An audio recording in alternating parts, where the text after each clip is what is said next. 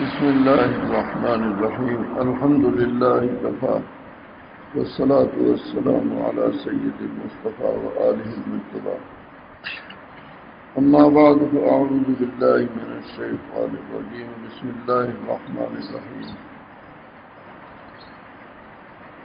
فاذكروني أذكركم واشكروا لي ولا تكفرون صدق الله العظيم.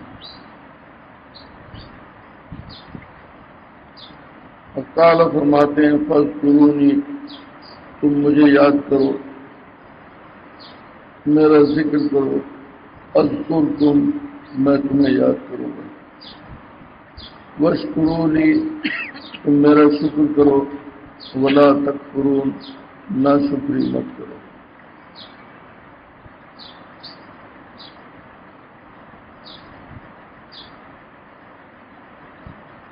آج کی دنیا میں انسان مادیات کی طرف توجہ کر رہا ہے، مادی وسائل اور مادی اسباب کی طرف انسان کی نظر ہے.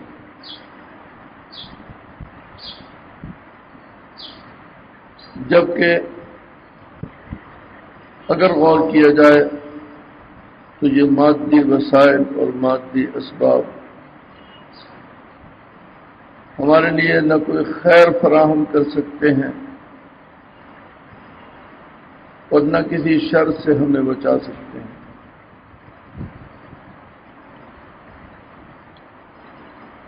انسان مادی اسباب کی طرف نظر کر رہا ہے.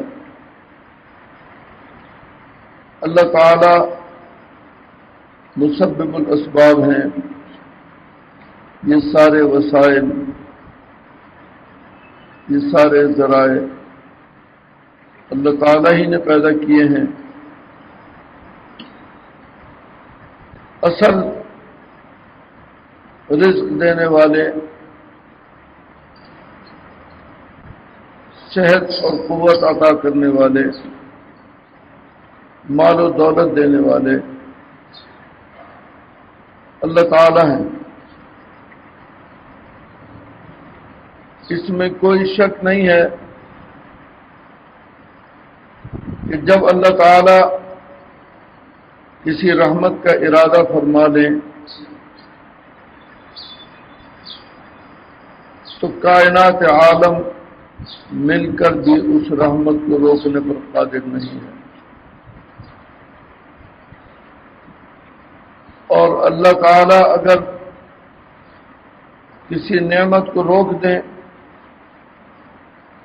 تو کائنات عالم مل کر بھی وہ نعمت دینے پر قادر نہیں ہے. حقیقت تو یہی ہے، لیکن انسان ضعیف الاعتقاد ہو رہا ہے. اس کی نظر مادی وسائل اور مادی اسباب کے اوپر نظر ہے. ہم سوچتے ہیں کہ اگر ہماری دکان، ہمارا کاروبار چل گیا تو ہمارے لیے خیر کے سامان پیدا ہو جائیں گے، اور اگر یہ نہ چلا تو ہمارے لیے پریشانی کھڑی ہو جائیں گی. حالانکہ اسی دنیا میں ہم یہ دیکھتے ہیں، میں تو کبھی غور کرتا ہوں،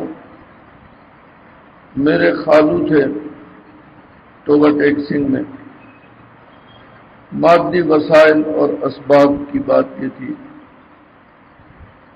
کہ بہت بڑی فیکٹری ان کی، کاٹن جننگ فیکٹری، اسی میں آئل مل بھی لگایا ہوا تھا انہوں نے.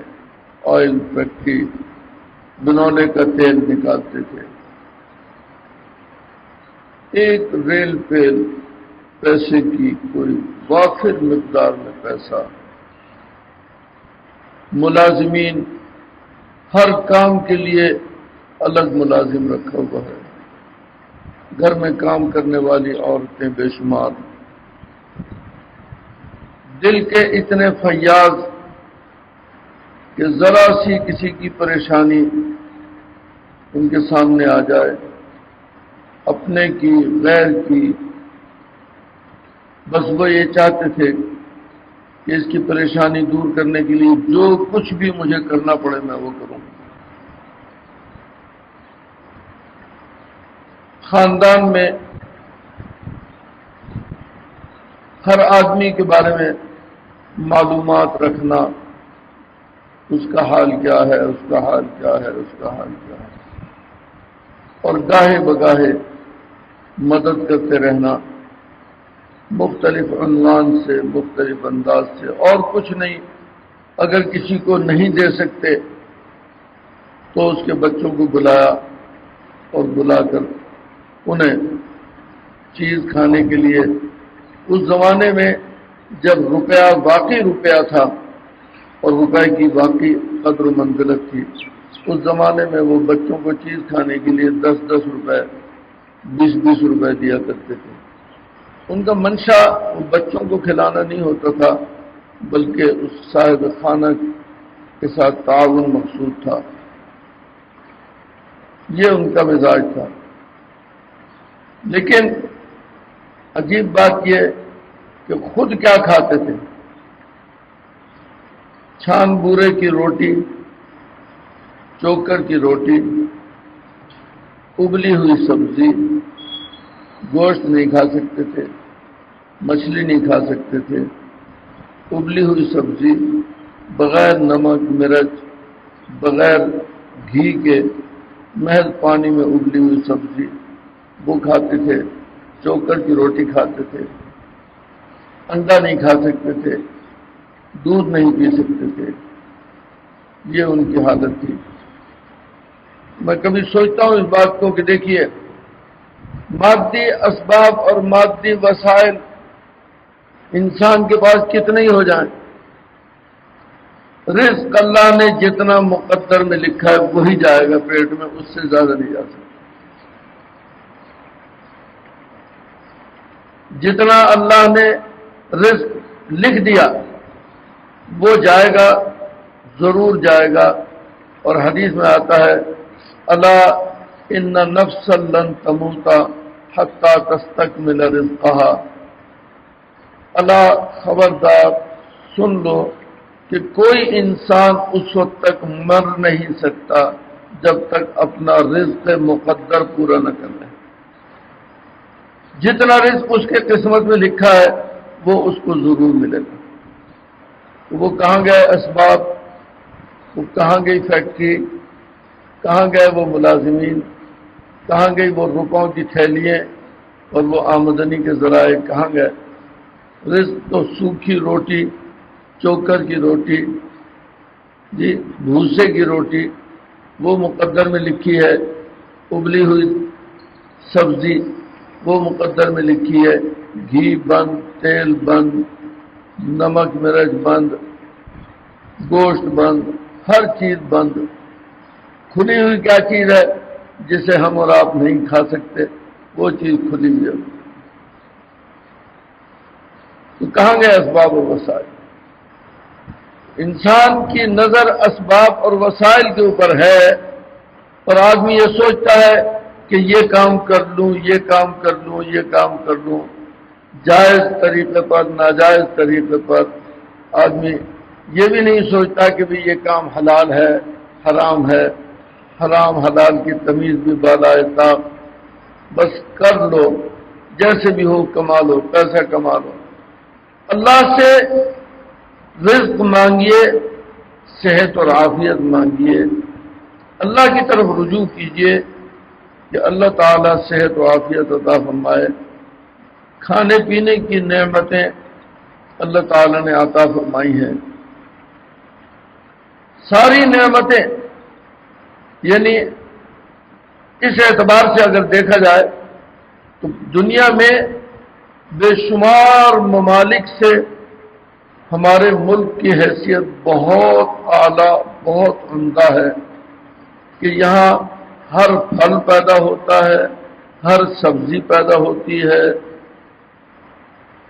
ہر غلہ پیدا ہوتا ہے، ہر قسم کی دالیں، ہر قسم کی گندم، چاول، طرح طرح کے چاول، ہر قسم کا پھل وافر مقدار کے اندر موجود ہے۔ میرا داماد کام کرتا ہے اس میں حلیب میں، تو وہاں کوریا سے ایک ٹیم آئی کوئی انسپیکشن کے لیے یا کسی کام کے لیے، تو اس کی ڈیوٹی لگی میرے داماد کی کہ ان کی خاطر مدارات کرنا۔ پچھلے سال 2 سال پہلے کی بات ہے، آم کا موسم تھا، اس نے بہت اعلیٰ قسم کے چھانٹ کے بہت اعلیٰ قسم کے آم منگوائے، وہ ان کے سامنے رکھے، تو وہ حیران اس کو اٹھا کے دیکھ رہا ہے۔ اب سمجھ میں نہیں آ رہا کہ اسے کھایا کس طرح جائے گا، کیا چیز ہے، اسے کھایا کس طرح جائے گا، ایسے ہی بڑک بھروں اس کے اندر یا اسے کاٹا جائے گا، کبھی اس نے دیکھا نہیں۔ اس نے پوچھا کہ یہ کیا چیز ہے، تو انہوں نے بتا دیا کہ آم کہتے ہیں ہمارے ملک میں، آم ہے، بہت عمدہ پھل ہے، پھلوں کا بادشاہ کہلاتا ہے۔ کہنے لگا میں نے آج زندگی میں پہلی مرتبہ دیکھا ہے، اس کو کھاتے کیسے ہیں آصف؟ آصف نے وہ لے کے اس کو چھیلا، چھیل کے اس کی پھانکیں بنائی اور وہ پھانک بنا کے اس کو دی، ایک پھانک منہ میں رکھ کے اب وہ سوچ رہا ہے یار آصف ایسا مزہ زندگی میں کبھی کسی چیز کے اندر نہیں دیکھا، یہ کیا چیز ہے، ایسا مزہ تو کبھی دیکھا نہیں زندگی۔ اپنے دوسرے ساتھیوں سے کہا کہ یار یہ کھا کے دیکھو یہ کیا چیز ہے۔ اب وہ کس ملک سے آیا تھا، وہاں عام نہیں ہوتا ہوگا، کبھی نہیں دیکھا ہوگا، وہ حیران و پریشان اس چیز کو کھا رہا ہے۔ آپ ذرا غور کیجئے کہ یہی کیفیت انسان کی یہی کیفیت ہوگی، رکھو آئے تو ادھر سے دبا کے پوچھ لگا، انسان کی یہی کیفیت ہوگی جب وہ جنت میں جائے گا۔ وہ اتوب ہی متشابہہ، کہ جنت میں انسان کے سامنے پھل آئیں گے، انار ہے، آم ہے، انگور ہے، یہ پھل جنت میں آئیں گے۔ آدمی دیکھے گا، نے کہا یہ تو میں دنیا میں بہت کھائے ہیں، باغات ہیں میرے، لیکن جب اس کو ایک انگور وہ منہ میں رکھے گا، اب جو اس کا ذائقہ اس کو آئے گا تو وہ سر پکڑ کے بیٹھ جائے گا کہ یہ کیا چیز ہے، ما لا عین رأت ولا اذن سمعت ولا خطر علی قلب بشر، نہ کسی آنکھ نے دیکھا، نہ کسی کان نے سنا، نہ کسی دل پر اس کا وسوسہ اور خیال گزرا۔ ایک عجیب قسم کا ذائقہ، انتہائی نفیس اور لذیذ ذائقہ ہوگا۔ میں عرض کر رہا ہوں کہ یہ سارے وسائل اللہ تعالیٰ نے عطا فرمائے ہیں، طرح طرح کی نعمتیں عطا فرمائی ہیں۔ اللہ سے یہ دعا کرنی چاہیے کہ اللہ تعالیٰ ان نعمتوں کو استعمال کرنے کی صلاحیت بھی عطا فرما دیں۔ اگر یہ ساری نعمتیں موجود ہوں اور ہمیں کھانے پر پابندی لگا دی جائے کہ آپ کچھ نہیں کھا سکتے، پھر ان نعمتوں کا فائدہ، پھر ان نعمتوں کا فائدہ کچھ بھی نہیں۔ تو انسان کی نظر مادی وسائل اور مادی اسباب پر ہے۔ حق تعالی شان وہ فرماتے ہیں فاذکرونی، مجھے یاد کرو، اذکرکم، میں تمہیں یاد کروں گا، تم جتنا مجھے یاد کرو گے میں اتنا تمہیں یاد کروں گا، اس سے زیادہ یاد کروں گا۔ نبی کریم صلی اللہ علیہ وسلم ارشاد فرماتے ہیں حدیث قدسی ہے، یعنی حضور یہ فرماتے ہیں کہ اللہ تعالیٰ نے یوں فرمایا کہ من تقرب الی شبرا تقربت الیہ ذراعا ومن تقرب الی ذراعا تقربت الیہ باعا۔ جو آدمی میری طرف ایک بالشت بڑھتا ہے میں اس کی طرف ایک ہاتھ ایک ذراع بڑھتا ہوں، اور جو میری طرف ایک ذراع کے بقدر بڑھتا ہے میں اس کی طرف ایک بات دونوں ہاتھوں کو اس طرح پھیلاؤ تو جتنا فاصلہ ہوتا ہے تعالیٰ فرماتے ہیں میں اتنا اس کی طرف بڑھتا ہوں۔ جو آدمی میرا ذکر تنہائی میں کرتا ہے میں اس کا ذکر تنہائی میں کرتا ہوں، اور جو میرا ذکر کسی مجمع میں کرتا ہے میں اس سے بہتر مجمع میں اس کا ذکر کرتا ہوں۔ اللہ کو یاد کریں، اللہ تعالی ہمیں یاد کرے، تو دنیا بھر کی خیر اللہ کے قبضے قدرت میں ہے، انسان کے قبضے میں نہیں ہے۔ انسان اپنے وسائل پر نظر کرتا ہے، یہ وسائل اللہ کے قبضے میں ہیں۔ اگر اللہ تعالیٰ نے ان وسائل کو استعمال کرنے کی صلاحیت دی تو ہم استعمال کر سکیں گے، اگر نہ دی تو کچھ بھی نہیں کر سکتے۔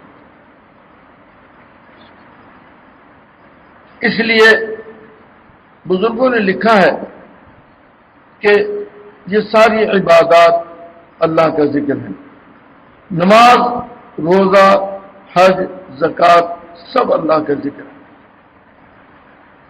اگر انسان نماز پابندی سے پڑھتا رہے تو نماز کو فرمایا کہ یہ وَلَذِكْرُ اللَّهِ أَكْبَرُ اُتْلُ مَا أُوحِيَ إِلَيْكَ مِنَ الْكِتَابِ وَأَقِمِ الصَّلَاةَ إِنَّ الصَّلَاةَ تَنْهَى عَنِ الْفَحْشَاءِ وَالْمُنكَرِ وَلَذِكْرُ اللَّهِ أَكْبَرُ۔ یہ نماز انسان کو فاحشات اور منکرات سے روکتی ہے، اور یہ اللہ کا سب سے بڑا ذکر ہے، سب سے بڑا ذکر ہے، جس کی ابتدا بھی اللہ کے نام سے ہوتی ہے اور جس کی انتہا بھی اللہ کے نام پر ہوگی۔ ابتدا اللہ اکبر سے ہوگی اور انتہا السلام علیکم ورحمۃ اللہ پر ہوگی۔ اللہ کے نام سے ابتدا اور اللہ کے نام سے انتہا، جس میں ہر نقل و حرکت میں اللہ کا ذکر ہے۔ ہم کھڑے ہیں تو سبحانک اللہم وبحمدک وتبارک اسمک وتعالی جدک ولا الہ غیرک، یہ اللہ کا ذکر ہے۔ اس کے بعد اللہ کے کلام کی تلاوت ہے، آدمی سورہ فاتحہ پڑھے گا، کوئی اور کہیں سے تلاوت کرے گا۔ پھر اللہ کا ذکر ہے، جھکو اللہ کے سامنے اور اللہ کا ذکر کرتے ہوئے، اللہ کو یاد کرتے ہوئے جھکو، اس یقین کے ساتھ جھکو کہ میں اللہ کے سامنے جھک رہا ہوں، غیر اللہ کے سامنے نہیں جھک رہا۔ میں نے یہ رکوع اللہ کے لیے کیا، اللہ اکبر، اللہ کی تعظیم کے لیے کلمات کہو،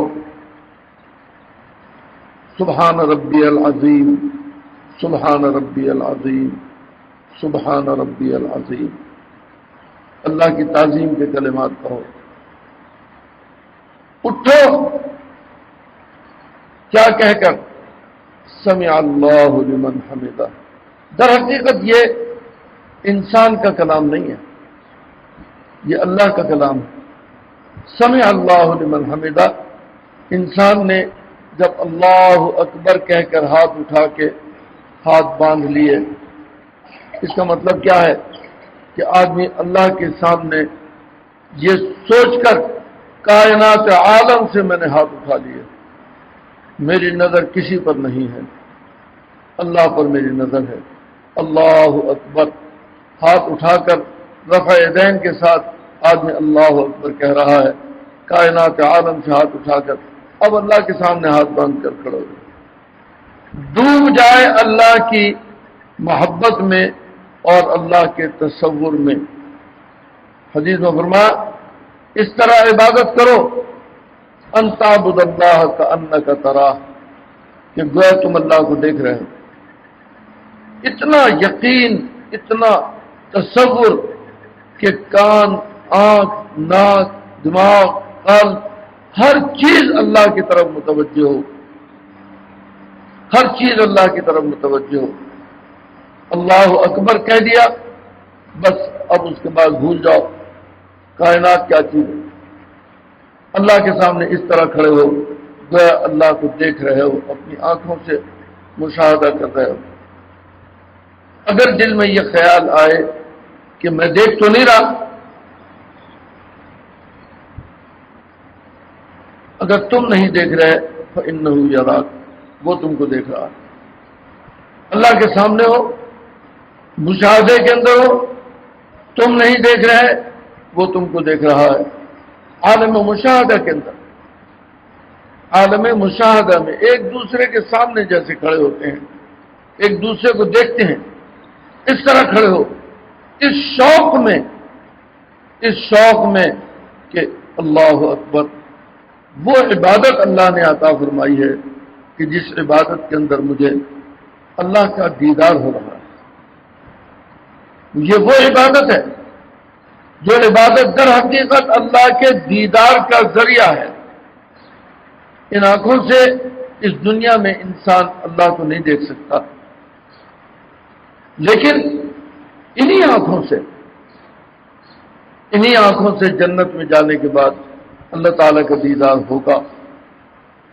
اس میں کوئی شک اور شبہ نہیں ہے، انہی آنکھوں سے اللہ کا دیدار ہوگا. حضرات علماء محدثین اس میں پریشان ہیں کہ دیدار کیسے ہوگا، اللہ کا دیدار جنت میں جا کر کیسے ہوگا.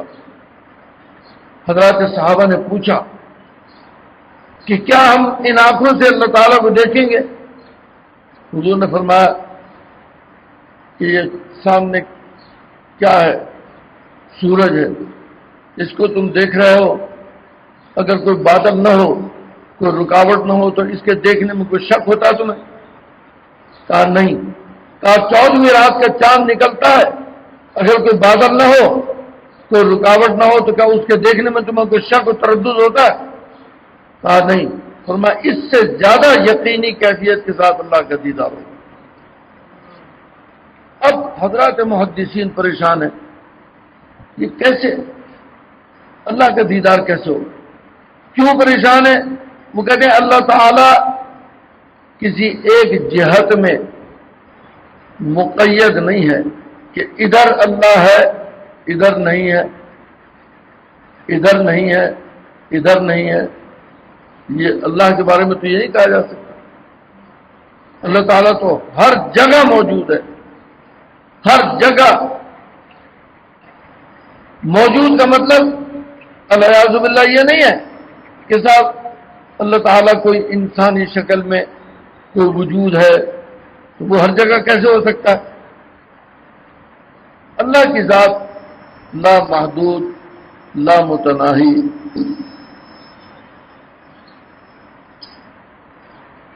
اللہ کی ذات لا محدود اللہ متناہی ہے. بس وہ فاصلہ یہاں سے ذرا بڑھا دیا، بیٹھے. اللہ کی ذات لا محدود اللہ متناہی ہے. انسان کیسے دیکھے گا؟ ہم تو ایک طرف سے دیکھنے پر قادر ہیں، ادھر سے دیکھنے پر تو قادر نہیں ہے، ادھر سے دیکھنے پر تو ہم قادر نہیں ہیں. محدثین نے لکھا کہ انسان میں تغیر پیدا کیا جائے گا، اللہ کی ذات میں تغیر نہیں ہوگا، تغیر انسان میں پیدا کیا جائے گا. اس لیے کہ انسان میں تو تغیر ہوتا ہے، یہ تو ہے ہی متغیر، تو تغیر انسان میں پیدا کیا جائے گا اور انسان کو وہ صلاحیت دی جائے گی کہ یہ اللہ کا دیدار انہی آنکھوں سے کر سکے. ان آنکھوں کا مطلب یہ ہے کہ دیکھنے کی صلاحیت سے انسان کے سارے وجود کو آنکھ بنا دیا جائے گا. سارے وجود کو جس طرح انسان آنکھوں سے دیکھتا ہے، ادھر سے بھی اللہ کو دیکھے گا، ادھر سے بھی اللہ کو دیکھے گا، ہر جہت سے اللہ تعالیٰ کا دیدار ہوگا انسان.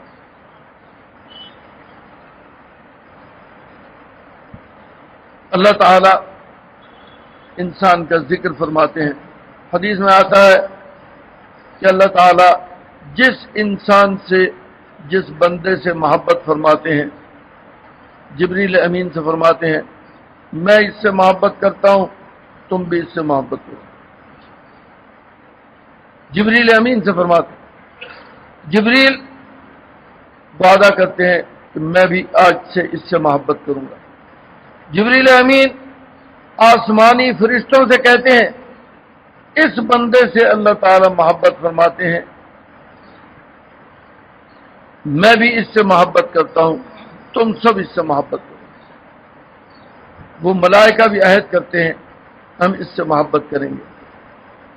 اس کے بعد ملائکہ آسمانی زمینی فرشتوں سے کہتے ہیں جن ملائکہ کی ڈیوٹی زمین پر ہے ان سے کہتے ہیں یہ بندہ اللہ کا محبوب ہے، جبریل امین کا محبوب ہے، ملائکہ آسمانی کا محبوب ہے، تم بھی اس سے محبت کرو. اس کی محبت کو عام کیا جاتا ہے. اللہ تعالیٰ اس کا تذکرہ فرما رہے ہیں، جگہ جگہ تذکرہ ہو رہا ہے. پھر ملائکہ زمینی زمین و آسمان کے اندر رہنے والے تمام مخلوقات کے اندر اس کا تذکرہ کرتے ہیں کہ یہ بندہ اللہ کا محبوب ہے، جبریل کا محبوب ہے، ملائکہ آسمانی کا محبوب ہے، ملائکہ زمینی کا محبوب ہے، لہذا تم سب اس سے محبت کرو. رسول اللہ صلی اللہ علیہ وسلم ارشاد فرماتے ہیں پھر پوری کائنات کے دل میں اس کی محبت ڈال دی جاتی ہے، حتیٰ کہ پہاڑ، درخت، شجر و حجر، پرندے چرندے، حشرات الارض، حتیٰ کہ سمندر کی مچھلیاں، سمندر کے کیڑے، ہر چیز اس سے محبت کرتی ہے، ہر چیز. اور جب محبت کرتی ہے تو ہر چیز اس کے لیے دعائیں کرتی ہے. کائنات عالم اللہ کو یاد کرنے کا ثمرہ یہ ملا کہ ساری کائنات انسان کے لیے دعا کرنے لگتی ہے. اللہ کو یاد کرنے کا ثمرہ یہ ہے. میرے عرض کرنے کا مقصد اصل میں تھوڑی سی آپ کو توجہ دلانا ہے اس بات کی طرف کہ انسان نماز تو پڑھتا ہے، یہ بھی اللہ کا ذکر ہے، روزہ بھی رکھتا ہے، یہ بھی اللہ کا ذکر ہے، حج بھی کرتا ہے، یہ بھی اللہ کا ذکر ہے، تلاوت بھی کرتا ہے، یہ بھی اللہ کا ذکر ہے. لیکن تھوڑا سا معمول کچھ اذکار ایسے جو انسان کے لیے باعث خیر ہوں، کچھ اذکار تھوڑے سے معمول میں داخل کرنے چاہیے اور وہ اذکار بھی کرنے چاہیے انسان. کوئی ذکر بھی ہو، اس ذکر کا مقصد یاد رکھیے یہ نہیں کہ فلاں ذکر سے رزق میں برکت ہوگی، فلاں ذکر سے عمر میں برکت ہوگی، فلاں ذکر سے صحت ملے گی. ایسے اذکار بھی ہیں. انسان بیمار ہے، لکھا ہے یا سلام ہو 500 مرتبہ پڑھ کر پانی پر دم کر کے اس کو پلا دیجئے، اس کو شفا ہو جائے گی. لیکن یہ یا سلام ہو یہ تو بیمار کی شفا کے لیے پڑھا نا ہم نے، ذکر کے لیے نہیں پڑھا. ذکر کا مقصد یہ ہے کہ فاذکرونی اذکرکم. آدمی اس لیے اللہ کا ذکر کرے کہ اللہ تعالیٰ مجھے یاد فرمائے. اللہ کی محبت اور اللہ کی عظمت کے لیے اللہ کا ذکر کرنا کہ اللہ تعالیٰ مجھے یاد فرمائیں گے، یہ ہے. کوئی دنیاوی غرض نہ ہو. اب کاروبار کی برکت کے لیے کوئی وظیفہ بتا دیجئے.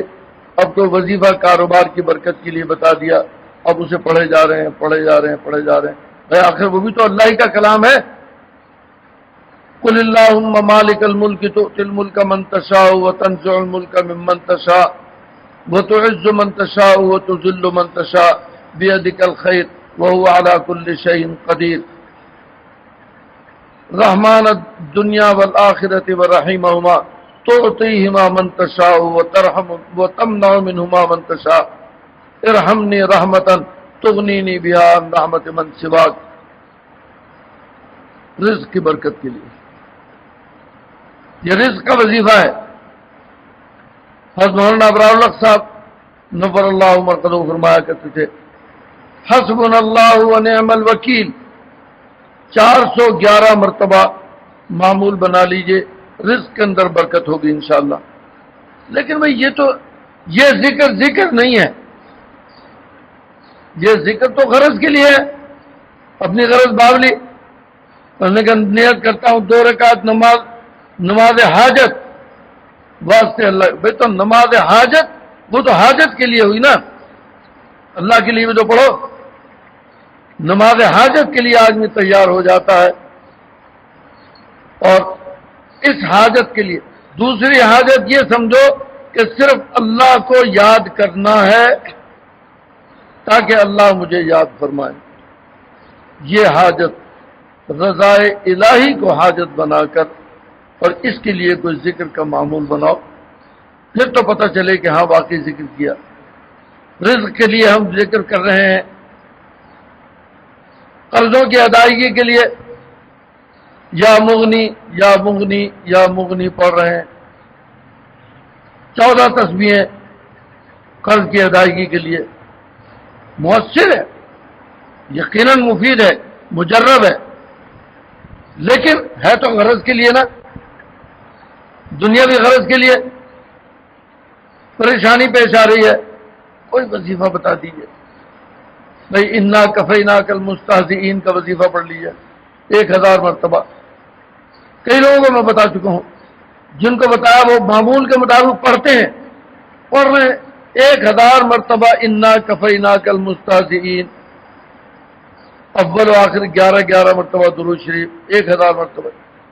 لیکن دنیا بھی غرض ہوئی, یہ تو دنیا میں غرض ہوئی نا کہ آپ کسی مقدمے میں الجھے ہوئے ہیں, آپ پڑھ رہے ہیں یا علیم و یا حلیم و یا علی و یا عظیم. چاروں کلمات 1,51,000 مرتبہ اگر پڑھ لیا جائے تو لکھا ہے کہ خدا نہ خواستہ کو قتل کا بھی مقدمہ ہونا تو انسان بری ہو جائے گا. لیکن یہ وظیفہ, لیکن پڑھے گا تو کس کے لیے؟ دنیا میں غرض کے لیے نا. اللہ کو یاد کرو اللہ کی یاد کے لیے. فاذکرونی اذکرکم. اللہ کو یاد کرو اللہ کو یاد کرنے کے لیے. اللہ کو یاد کرو کہ اللہ ہمیں یاد کرے. دنیا میں کوئی غرض درمیان میں نہ ہو, کوئی حاجت نہیں, کوئی قرضہ نہیں, کوئی بیماری نہیں, کوئی پریشانی نہیں, کوئی مقدمہ نہیں, کوئی لڑائی جھگڑا نہیں, کچھ نہیں. صرف اور صرف اللہ کو یاد کر رہے ہیں اس لیے کہ اللہ ہمیں یاد کرے. یہ ذکر جو ہے جو صرف اللہ کی رضا اور اللہ کی خوشنودی کے لیے کیا جائے, اس ذکر کا مقام اللہ کے یہاں اتنا ہے کہ حدیث میں یہ فرمایا رسول اللہ صلی اللہ علیہ وسلم نے کہ سبعۃ یظلھم اللہ یوم لا ظل الا ظلہ. 7 افراد وہ ہیں جن کو حق تعالی میدان حشر میں اپنی رحمت کے سائے کے اندر جگہ عطا فرمائیں گے, جس دن کوئی سایہ نہیں ہوگا سوائے اللہ کی رحمت کے سائے. ان میں ایک آدمی وہ ہوگا رجل ذکر اللہ خالیا ففاضت عیناہ, جس نے خلوت میں بیٹھ کر اللہ اللہ اللہ اللہ, خلوت میں بیٹھ کر اللہ کو یاد کیا, اور اس طرح یاد کیا کہ ففاضت عیناہ, آنکھ سے آنسو نکلنے لگے. حضرات صوفیہ نے لکھا ہے کہ خلوت میں اور تنہائی میں اللہ کو یاد کرنے کے لیے بیٹھے اور آنکھ سے آنسو نکلنے لگے تو یہ یقین کرے کہ یہ قطرہ زمین پر گرنے سے پہلے اللہ کی بارگاہ میں مقبول ہوگا, اور جس جگہ لگا لیا جائے گا وہ جگہ جہنم کے اوپر حرام کر دی جائے گی. اس لیے اولیاء اور عارفین نے اگر خلوت اور تنہائی میں ذکر کرنے سے آنکھ سے آنسو نکلا تو انہوں نے فوراً اس آنسو کو اس طرح اپنے پورے چہرے پر لگا لیا تاکہ جہاں جہاں یہ آنسو لگے گا وہ جگہ جہنم پر حرام کر دی جائے. یہ یاد کرنا ہے بے غرض. فاذکرونی اذکرکم، تم مجھے یاد کرو میں تمہیں یاد کروں گا. یہ یاد کرنا ہے صرف اللہ کی محبت کے لیے، اس میں کوئی غرض دنیاوی نہیں ہے. دنیاوی غرض کے لیے اتنے وظیفے پڑھے جائیں گے، ان میں سب میں غرض ہے، اگرچہ اللہ کا نام ہے. اب ایک بزرگ سے کسی نے پوچھا، حضرت قرضہ بہت ہے، امی تھے، پڑھے لکھے نہیں تھے، پوچھا کہ حضرت قرضہ بہت ہے، فرمایا بھائی یا بھابو پڑھ لیا کرو. یہ پوچھنے والے عالم تھے، اب یہ پریشان ہے یا بھابو کیا چیز ہوتی ہے. دیکھا تو اللہ تعالیٰ کے ناموں میں یا وہاب لفظ ہے. انہوں نے کہا بس معلوم ہوتا ہے پڑھے لکھے تو ہے نہیں، تو اس لیے وہ یا بھابو کہہ دیا، یا وہابو کہنا چاہتے ہوں گے. یا وہابو کی تسبیحیں پڑھنی شروع کر دی. مہینہ ہو گیا، 2 مہینے ہو گئے، کچھ بھی نہ ہوا. قرضے کی ادائیگی کی کوئی صورت نظر نہیں آئی.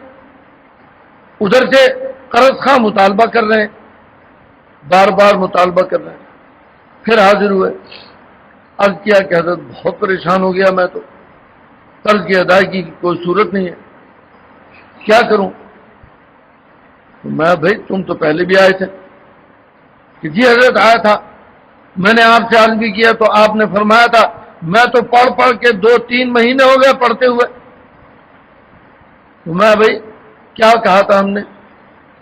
کہ حضرت آپ نے فرمایا تھا یا وہاب پڑھ لیا تو. نہ بھائی یہ تو ہمیں آتا بھی نہیں، یہ تو ہمیں آتا بھی نہیں. ہم نے کیا کہا تھا؟ اب انہیں شرم آئے، عالم آدمی ہے، میں اپنے منہ سے بگاڑ کر وہ لفظ کیسے کہوں؟ میں تو جانتا ہوں کہ لفظ یا وہاب ہے. کچھ نہیں سمجھ میں نہیں آیا. حضرت نے فرمایا بھائی وہی بتاؤ جو میں نے کہا تھا. انہوں نے کہا حضرت آپ نے تو یا بھابو کہا تھا. فرمایا بھائی تم ایسا کرو، یہی پڑھ کے دیکھ لو، یہی پڑھ کے دیکھ لو. اگلا جملہ سنیے کیا ہو سکتا ہے اس پھٹے منہ کا یہی لفظ اللہ کو پسند ہو.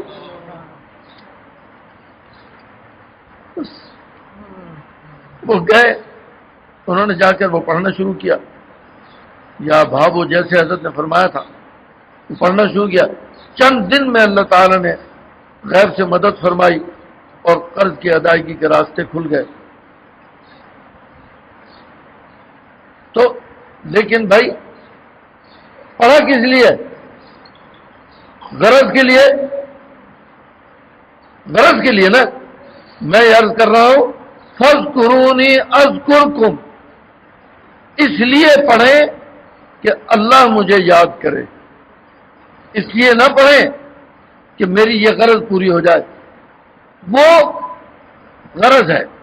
میں وہ پڑھ رہا تھا ارواح ثلاثہ کی ملمت حضرت تھانوی رحمۃ اللہ علیہ کی کتاب ہے. حضرت نے حکایات جمع کی ہیں اس کے اندر بزرگوں کی، بڑی مستند روایتوں کے ساتھ. اس میں ایک بزرگ کا لکھا ہے کہ ان سے بیمار تھے، بہت سخت بیمار تھے. کسی نے ان سے کہا کہ آپ 2 رکعت نماز پڑھ لیجئے اور 2 رکعت میں سورہ فاتحہ اتنی مرتبہ اور فلاں سورت اتنی مرتبہ 2 رکعتیں پڑھ لیجئے، انشاءاللہ آپ کو شفا ہو جائے گی. نہیں پڑھی. 2 دن 3 دن 4 دن گزر گئے تو کسی بزرگ نے، ساتھیوں میں سے کسی بزرگ نے پوچھا بھائی وہ نفلیں پڑھی آپ نے جو بتلا گئے تھے؟ کہا کہ نہیں پڑھی. نہیں پڑھ لیتے، کیا حرج کی بات تھی؟ کیا حرج ہے؟ بزرگ بتانے والے بزرگ ہیں تو پڑھ لیتے. تو کیا عجیب جواب دیا. فرمایا بھی بات یہ ہے میرے پاس اور تو کچھ ہے نہیں، یہ ٹوٹی پھوٹی نماز ہے، اور تو کوئی عمل میرے پاس ہے نہیں. ایک ٹوٹی پھوٹی نماز ہے، وہی میں دنیاوی غرض کے لیے پڑھنے لگوں. میری غیرت گوارا نہیں کرتی اس بات. یہ ایک ٹوٹی پھوٹی نماز تو ہے میرے پاس، وہی میں دنیاوی غرض کے لیے پڑھنے لگوں. صحت تو اللہ تعالیٰ کے ہاتھ میں ہے، انہیں دینی ہوگی دے دیں گے، نہیں دینی ہوگی نہ دیں گے. میں اس غرض کے لیے نماز کیوں پڑھوں؟ اللہ تعالیٰ نے اس کے بعد ان کو صحت عطا فرما دی. تو یہ غیرت کا تقاضا ہے. اجازت ہے، شریعت میں اجازت ہے کہ ہم اگر مقروض ہیں ادائے قرض کے لیے وظیفہ پڑھ لیں،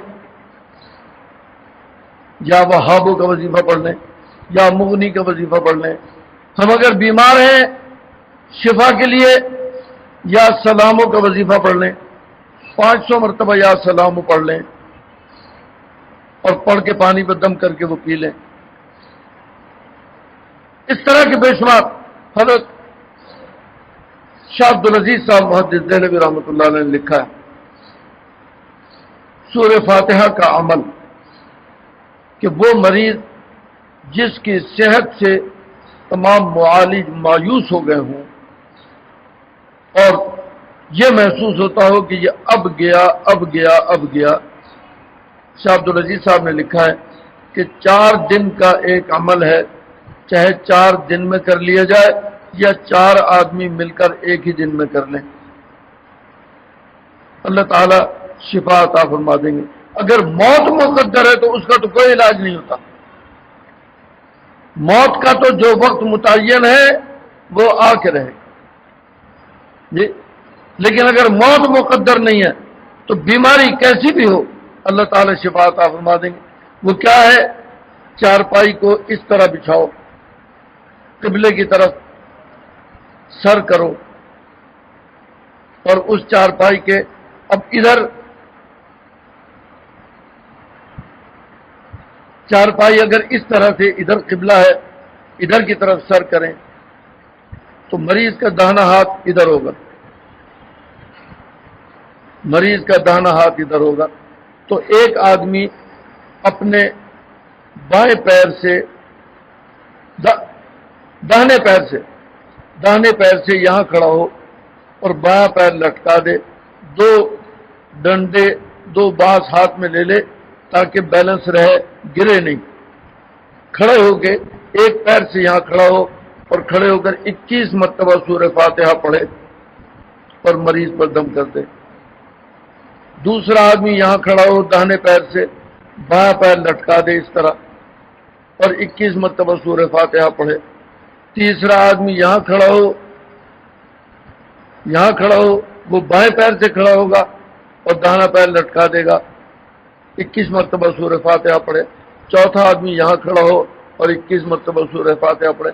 شاہ عبدالعزیز صاحب محدث دہلوی رحمۃ اللہ علیہ فرماتے ہیں کہ انشاءاللہ شفا ہوگی. اور اس ناچیز نے اس کا تجربہ بھی کیا ہے. میری والدہ سن 72 میں بیمار ہوئی اور ان کے گردے فیل ہو گئے، دونوں گردے فیل ہو گئے اور پیٹ ان کا پھول کے یہاں تک آ گیا. ڈاکٹروں نے یہ تجویز کیا کہ صاحب اب یہ آپریشن کے قابل بھی نہیں ہے، پانی بالکل بند، ایک قطرہ بھی پانی کا نہیں پلایا جا سکتا. آخر ایک وقت آیا، کرنل ضیاء اللہ صاحب یہاں تھے جو اس کے انچارج تھے فاطمہ جناح میڈیکل کالج کے. وہ مفتی محمد حسن صاحب سے مرید تھے، ان سے تعلقات تھے. انہوں نے فیصلہ کر کے یہ بتایا کہ بھئی اب تمہاری والدہ بس ہمارے علاج ختم ہو چکے، تم اٹھا کے چاہے گھر لے جاؤ اور چاہے وقت کا انتظار یہیں کر لو، ہمارا علاج ختم ہو چکا. اب یہ بات بہرحال سن 72 کی ہے، میرے لیے بھی انتہائی پریشانی کی تھی. میں نے کرنل صاحب سے کہا کہ اچھا اب آپ مجھے علاج کرنے کی اجازت دے دیجیے، آپ کے ڈاکٹر تو فارغ ہو گئے اب آپ مجھے علاج کرنے کی اجازت دے دیے۔ انہوں نے کہا ٹھیک ہے۔ میں نے کہا میں ہسپتال ہی میں کروں گا کہ ہاں ٹھیک ہے کرو۔ انہوں نے ٹیلی فون کر دیا ایم ایس کو اور جو سرجن علاج کر رہی تھی میری ڈاکٹر ان کو کہ یہ جو کچھ بھی کریں انہیں کرنے دیا جائے۔ ہم 4 بھائی ہیں، میں نے چاروں کو یہ بات بتائی اور چاروں وہیں ہسپتال میں اس طرح سے کھڑے ہو کر ہم نے یہ عمل کیا اور دم کیا۔ اور اس کے بعد میں نے سورہ فاتحہ، آیات شفا اور 3 دعائیں بخاری میں آتی ہیں کہ اسی کے لیے اسأل اللہ العظیم رب العرش العظیم ان یشفیک یا حی حین لا حی فی دیمومۃ ملکہ و بقائہ یا حی اذهب الباس رب الناس واشف وانت الشافی لا شفاء الا شفاءک شفاء لا یغادر سقما۔ میں نے یہ سب لکھ کر ہمشیرہ سے میں نے کہا دیکھو 1 پلیٹ روز کی پلائی جاتی ہے، لیکن اب یہ نہیں، ہر 5 منٹ کے بعد 10 منٹ کے بعد 1 پلیٹ پلاؤ، بس جتنی دیر میں لکھی جائے اس کے بعد تم پلاؤ۔ میں لکھتا رہا اور وہ پلیٹیں تھوڑا سا پانی ڈال کے وہ ہمشیرہ پلاتے رہی۔ 4تھی پلیٹ جب پلائی تو وہ ڈاکٹر وہاں کھڑی ہوئی تھیں اور گنگرام اسپتال کی تمام ڈاکٹریں اور نرسیں اور مریضوں کے لواحقین کا ایک ہجوم تھا اور ایک جلسہ ہو رہا تھا گویا کہ پورا وارڈ بھرا ہوا، برآمدہ بھرا ہوا، ہم یہ علاج کر رہے ہیں۔ 4تھی پلیٹ جب پلائی تو وہ ڈاکٹر سہولت جہاں سرجن تھی وہ آئیں دوڑی ہوئی اور بے ساختہ، میں بیٹھا ہوا لکھ رہا تو میں نے دیکھا بھی نہیں، وہ آ کے یہاں سے انہوں نے مجھے پکڑا، کہنے لگے مشرف تمہاری والدہ بچ گئی۔ میں نے کہا کیا محسوس کیا آپ نے؟ انہوں نے کہا 1 cc پیشاب آ گیا۔ میں نے کہا اب آپ دوا دیجئے، کہنے لگے نہ نہ نہ، میں تو اب یہ تماشا دیکھ رہی ہوں، تم یہ کرو، میں یہ تماشا دیکھ رہی ہوں۔ میں وہ پلیٹیں دیتا رہا۔ ہم نے 2 دن میں 40 پلیٹیں والدہ کو پلا دی، ہر 5-7-10 منٹ کے بعد 1 پلیٹ، 5-7-10 منٹ کے بعد 1 پلیٹ، 2 دن میں 40 پلیٹیں پلا دی۔ تیسرے دن ان کو ہوش آ گیا اور وہ پیٹ بھی دب کے صحیح ہو گیا، پیشاب کھل کر آ گیا، اور تیسرے دن ڈاکٹروں نے ان کو فارغ کر کے گھر بھیج دیا۔ سن 72 کا یہ واقعہ ہے اور والدہ کا انتقال ہوا سن 93 میں۔ 94 میں والد صاحب کا انتقال ہوا، سن 93 میں والدہ کا انتقال ہوا۔ 72 سے 93 تک والدہ کو اس قسم کی کوئی تکلیف دوبارہ نہیں ہوئی۔ یہ ہمارا تجربہ بھی حضرت شاہ عبدالعزیز صاحب محدث دہلوی رحمۃ اللہ علیہ کا لکھا ہوا ہے، اور یہ ہمارا ذاتی تجربہ بھی ہے اس بات کے اوپر۔ اس قسم کی چیزیں آپ سننا چاہیں تو بے شمار ہیں، یہ کوئی مسئلہ نہیں ہے، لیکن میں نے جو بات کہی ہے اسے ذرا اپنے ذہنوں میں بٹھا لیجئے۔ یہ کام کیا کس مقصد کے لیے؟ اللہ کے لیے یا دنیاوی غرض کے لیے؟ دنیاوی غرض کے لیے نا جی۔ میں اس وقت آپ کو جس ذکر کی تعلیم دے رہا ہوں، جس ذکر کے لیے دعوت دے رہا ہوں، وہ ہے فاذکرونی اذکرکم، اس لیے اللہ کا ذکر کرو کہ اللہ مجھے یاد کرے۔ اللہ کی رضا کے لیے اللہ تعالی کا ذکر کرنا، دنیاوی غرض کے لیے نہیں۔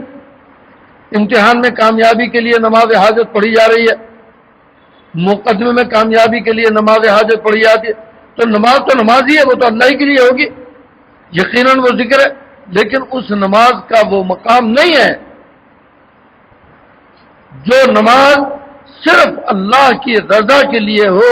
حدیث میں فرمایا کہ جو آدمی 2 رکعتیں ایسی پڑھے کہ لا یحدث فیہما نفسہ، جس میں اپنے نفس کا کوئی خیال اور وسوسہ بھی اس کے ذہن میں نہ آئے، لا یحدث فیہما نفسہ، کوئی خیال، کوئی وسوسہ، کوئی داعیہ کوئی تقاضا اس کے ذہن میں پیدا نہ ہو، صرف اور صرف اللہ کی یاد میں ڈوب کر 2 رکعتیں پڑھے تو نبی کریم صلی اللہ علیہ وسلم فرماتے ہیں میں اسے جنت کی بشارت دیتا ہوں 2 رکعتوں پر۔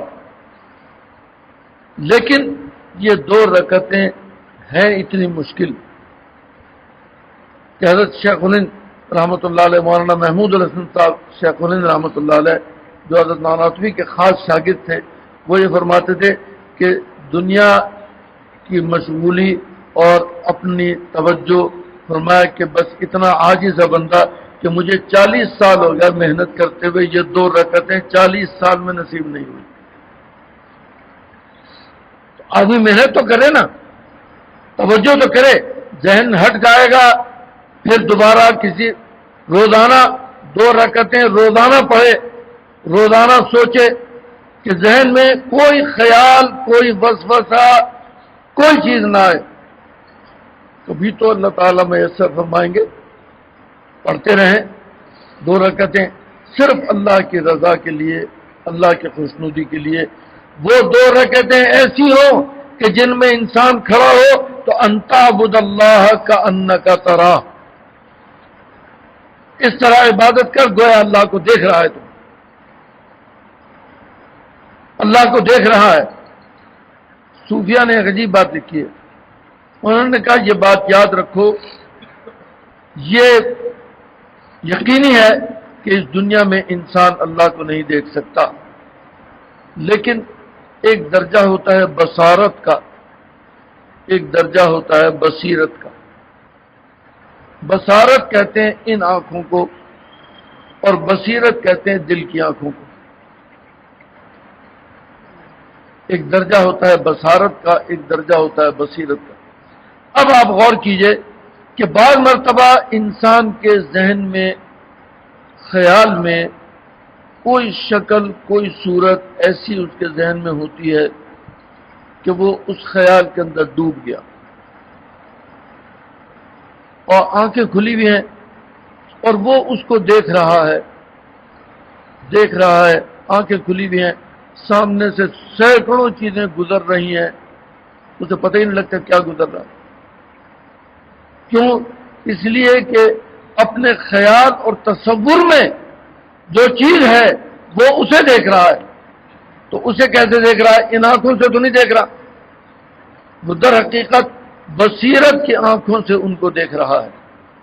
بصیرت کی آنکھیں جب کام میں مشغول ہو جائیں تو بصارت کی آنکھیں کھلی بھی ہوتی ہیں، ان سے نظر کچھ نہیں آتا۔ جب بصیرت کی آنکھیں مشغول ہو جائیں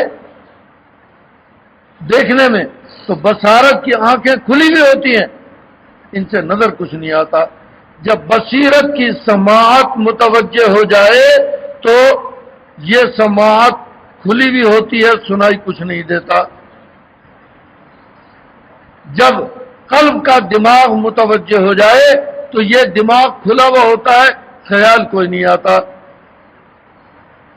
اصل میں یہ قلب کے اندر جو اللہ تعالیٰ نے صلاحیتیں رکھی ہیں، وہ ساری صلاحیتیں قلب کے اندر، اگر وہ صلاحیتیں متوجہ ہو جائیں پھر یہ باہر کی صلاحیتیں اس کے لیے کام نہیں کرتی۔ سمجھے؟ کیا وجہ ہے؟ میں ایک سوال کرتا ہوں، سوچئے ذرا اس بات کو۔ ہم اگر نماز پڑھتے ہوں، کوئی آدمی سوئی چبھا دے تو ہمیں پتہ لگتا ہے کہ نہیں لگتا؟ لگتا ہے۔ اچھا، اب ذرا سنیے ایک واقعہ۔ نبی کریم صلی اللہ علیہ وسلم نے ایک رات کو ایک جگہ پڑاؤ ڈالا، وہاں دشمن قریب تھا۔ آپ نے فرمایا کہ بھائی 2 آدمی جاگتے رہیں، 2 آدمی جاگتے رہیں تاکہ اگر دشمن حملہ آور ہونے لگے تو سب کو اٹھا دیں، اور اسلحہ اپنے پاس رکھ کے سوئیں۔ بخاری کے اندر روایت موجود ہے، اسلحہ اپنے پاس رکھ کے سوئیں، اور یہ 2 آدمی جاگتے رہیں گے۔ اب وہ جو 2 آدمی جاگنے کی ڈیوٹی جن کی متعین ہوئی، انہوں نے جناب ایک نے کہا کہ بھئی اگر اس طرح سے جاگنے لگے تو تمہیں بھی نیند آ جائے گی، مجھے بھی نیند آ جائے گی۔ اس لیے بہتر صورت یہ ہے کہ آدھی رات میں جاگ لوں، تم سو جاؤ، پھر میں تمہیں اٹھا دوں گا، پھر تم جاگ لینا، میں سو جاؤں گا۔ انہوں نے آپس میں یہ طے کر لیا۔ اب ایک آدمی سو گیا، دوسرا آدمی اس نے سوچا کہ میں اگر اس طرح میں بیٹھ کے جاگتا رہا اور خدا نخواستہ مجھے نیند آ گئی تو یہ کیا ہوگا؟ اتنے بڑے مجمع کی ذمہ داری ہے میرے اوپر، یہ سارا مجمع نبی کریم صلی اللہ علیہ وسلم فرمائیں گے یہ کیا کیا تو نے؟ انہوں نے کیا کہ نماز کی نیت باندھ۔ انہوں نے کہا میں نماز کی نیت باندھ لیتا ہوں، اگر خدا نہ خواستہ دشمن ادھر آیا تو نماز توڑ دوں گا، نماز توڑ کے سب کو اٹھا دوں گا، نماز کی دوبارہ قضا کر لوں گا۔ اپنے ذہن کے اندر یہ سوچا، نماز کی نیت باندھی اور عالم استغراق اللہ کی یاد میں ڈوب گئے۔ دشمن نے دیکھا کہ ایک آدمی کھڑا ہوا ہے، انہوں نے تیر مارا، وہ تیر ان کے یہاں لگا، تیر کے آگے اتنی بڑی ڈنڈی ہوتی ہے، وہ تیر یہاں لگا، اندر کھب گیا اور وہ ڈنڈی باہر، انہیں پتہ نہیں چلا۔ انہوں نے دوسرا تیر مارا، تیسرا تیر مارا، چوتھا تیر مارا، حتیٰ کہ 80 تیر مارے انہوں نے، اور وہ ان میں سے کچھ تو ان کے نشانے خطا ہوئے، ادھر ادھر سے نکل گئے، اور کچھ ان کے سینے میں جگہ جگہ، پیٹ میں، سینے میں، بازو میں کھب گئے، اور وہ ڈنڈیاں ان کی اتنی لمبی لمبی، انہیں پتہ نہیں چلا۔ اپنے وقت کے اوپر انہوں نے رکوع کیا، اس میں پتہ نہیں چلا۔ جب وہ سجدے میں جانے لگے تو وہ تیر درمیان میں رکاوٹ بنے، کیونکہ اب وہ جھک نہیں سکتے تھے۔ جب انہیں پتہ چلا کہ کوئی چیز رکاوٹ ہے تو انہوں نے ہاتھ سے ان کو نکالا، ان کا نکالنا تھا کہ خون بہنا شروع ہو گیا۔ انہوں نے جلدی سے نماز پوری کی، نماز پوری کر کے اپنے ساتھی کو اٹھایا اور کہا کہ میرا وقت آ گیا ہے شہادت کا، اس لیے میں تو جا رہا ہوں، اب تم اٹھ کے بیدار ہو جاؤ۔ وہ جب اٹھتے تو انہوں نے کہا کیا ہوا؟ تو وہ دیکھا تو اتنے تیر وہاں پڑے ہوئے تھے۔ انہوں نے کہا یہ تیر میرے لگے تھے، مجھے پتہ ہی نہیں چلا، اگر پتہ چلتا تو میں پہلے تیر کو تمہیں اٹھا دیتا، مجھے پتہ نہ چلا، اس لیے اب جب میں نے ان کو نکال دیا تو اب خون بہنا شروع ہو گیا، اس لیے اب یہ کیا بات ہے؟ میں نے پہلے سوال کیا کہ اگر ہمیں نماز میں کوئی سوئی چبھا دے تو پتہ چلے گا نہیں چلے گا؟ تو وہاں تیر لگ رہے ہیں اور پتہ نہیں چل رہا، یہ کیا بات ہے؟ کوئی ایسی کیفیت ہے کہ جب آدمی کھڑا ہوتا ہے اور اللہ کے سامنے کھڑا ہوتا ہے، جب استغراق کی کیفیت اس کے اوپر طاری ہوتی ہے تو اس کے بعد اسے پتہ نہیں چلتا۔ یہ اللہ تعالیٰ نے حضرات صحابہ کے اندر یہ بات دکھا بھی دی، حضرات صحابہ کے اندر یہ بات دکھا دی۔ ممکن ہے، ناممکن نہیں ہے، یہ معجزہ نہیں، یہ کرامت ہے، یہ معجزہ نہیں ہے، یہ کرامت ہے۔ یاد رکھیے، معجزہ نبی پر ظاہر ہوتا ہے اور کرامت ولی پر ظاہر ہوتی ہے۔ اور یاد رکھیے دوسری بات، نبوت ختم ہو چکی، نبوت ختم ہو چکی، نبی کریم صلی اللہ علیہ وسلم خاتم النبیین ہے، لیکن ولایت ختم نہیں ہوئی، ولایت ختم نہیں ہوئی۔ اگر آج کا کوئی آدمی یہ چاہے کہ مقام صدیقیت حاصل کر لے، آج کا کوئی یہ چاہے کہ مقام صدیقیت، تو ممکن ہے، ناممکن نہیں ہے، ممکن ہے، ناممکن نہیں ہے، اس لیے کہ مقام صدیقیت پر ابوبکر صدیق خاتم الصدیقین نہیں ہے، ابوبکر صدیق خاتم الصدیقین نہیں ہے، عمر فاروق خاتم الاولیاء نہیں ہے۔ اگر کوئی آدمی عمر فاروق کی ولایت کا مقام حاصل کرنا چاہے تو یہاں کوئی ختم نبوت کی بات نہیں ہے، نبوت کوئی حاصل کرنا چاہے وہ نہیں ہو سکتی، لیکن ولایت کا اعلیٰ ترین مقام بھی حاصل ہو سکتا ہے۔ اس لیے میں جس سبق کو دہرا رہا ہوں وہ یہ کہ بھئی اللہ کا ذکر کرنے کے لیے ذرا نیت کو تبدیل کر لیجئے، بجائے اس کے کہ دنیاوی اغراض کے لیے اللہ کو یاد کیا جائے، نہیں، اللہ کو یاد کیا جائے اللہ کے لیے، اللہ کو یاد کیا جائے اللہ کی رضا اور اس کی خوشنودی کے لیے، اللہ کو یاد کیا جائے اس لیے کہ اللہ ہمیں یاد کرے۔ فاذکرونی اذکرکم، تم مجھے یاد کرو میں تمہیں یاد کروں گا۔ اس نقطہ نظر پر ذکر کا کچھ معمول ہونا چاہیے۔ اب وہ ذکر کا معمول کیا ہے؟ اس کے لیے حضرت ڈاکٹر صاحب رحمۃ اللہ علیہ ہمارے شیخ مربی، وہ بہت سے اذکار ڈاکٹر صاحب نے لکھوائے، بتلائے، زبانی اپنے تجربات بھی بتلائے۔ ڈاکٹر صاحب نے جو معمولات بتائے تھے وہ سارے معمولات میں نے ایک جگہ اکٹھے کر دیے، اور اب ان میں سے اگر آپ کچھ اختیار کرنا چاہیں تو جو اختیار کرنا چاہیں وہ آپ اختیار کر سکتے ہیں، اور اللہ تعالیٰ کسی کو ہمت عطا فرمائے سارے معمولات کو معمول میں داخل کرنے کا، تو سبحان اللہ، بہت بڑی بات ہے۔ لیکن اگر سارے نہ ہو سکیں تو بھئی جتنے بھی انسان اختیار کر سکے، یہ اکابر کے بتائے ہوئے معمولات ہیں، اس لیے ان کو میں نے اکٹھا کر دیا ہے۔ یہ سب احباب لے لیں، اور اس کے بعد اگر کم رہ جائیں گے تو انشاءاللہ اور لا دوں گا، اور بچ جائیں گے تو پھر یہاں دفتر میں جمع ہو جائیں گے۔ اللہم صلی علی محمد وعلی آل محمد۔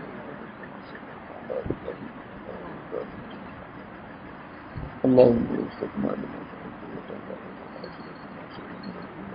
یا حی یا قیوم برحمتک نستعین اصلح لنا شأننا كله ولا تكلنا إلى أنفسنا طرفة عين ربنا تقبل منا إنك أنت السميع العليم وتب علينا إنك أنت التواب الرحيم وصلى الله تعالى على خير خلقه محمد وآله وأصحابه أجمعين برحمتك يا